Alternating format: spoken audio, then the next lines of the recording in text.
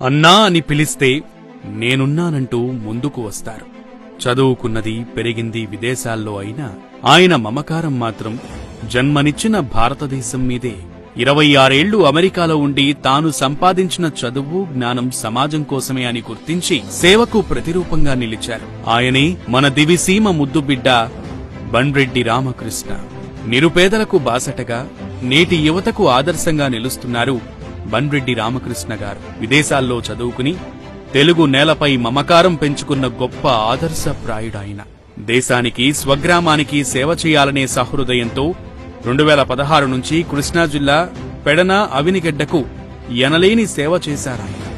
పేదలకు అండగా ఉండడమే కాదు, వాళ్లను అభివృద్ధి బాటలో నడిపించగల యోధుడిలా నిత్యం ప్రజలకు అందుబాటులో ఉంటున్నారు. ఎన్నో సంక్షేమ కార్యక్రమాలు చేయడంతో పాటు గూడులేని వారికి సొంత ఖర్చులతో